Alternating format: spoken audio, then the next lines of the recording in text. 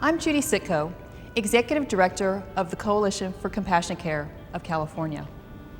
The Coalition was formed in 1999 to improve the way we care for Californians in the final chapter of life.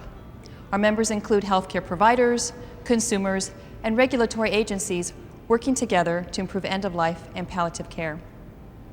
One of our projects is establishing Polst in California. Polst stands for Physician Orders for Life-Sustaining Treatment.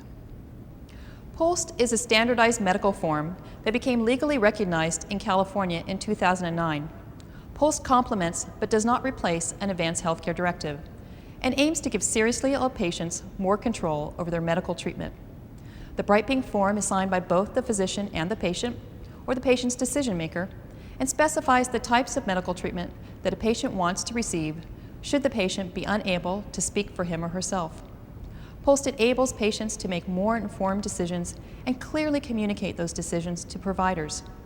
As a result, Polst reduces patient and family suffering and helps ensure that patients' wishes are known and honored. A Polst form is only as good as the conversation on which it is based, and that's why we've created this video. While having conversations about treatment options is an important and necessary part of good medical care, it's often a skill overlooked in the education of healthcare professionals.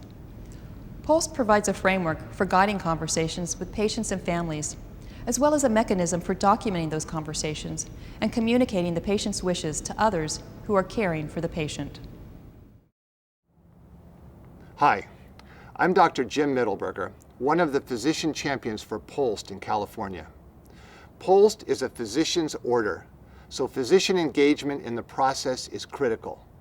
However, depending on the setting, other trained healthcare providers, such as nurses, social workers, or chaplains, can introduce and explain the Polst form and help patients and families address the physical, psychosocial, and spiritual issues that often arise during these discussions. This educational video is designed for all healthcare providers who are involved in Polst conversations. The clinical scenarios demonstrate how to facilitate a meaningful conversation about goals of care, to introduce Polst, and to complete the form to reflect a patient's wishes. You will see experienced, practicing healthcare providers who are having Polst conversations every day. Each scenario depicts a realistic clinical situation in which Polst might be introduced, and one example of a Polst conversation. Keep in mind that every Polst conversation is unique to the individual patient and family, and different patients will make different choices. Key teaching points are highlighted at the end of each scenario.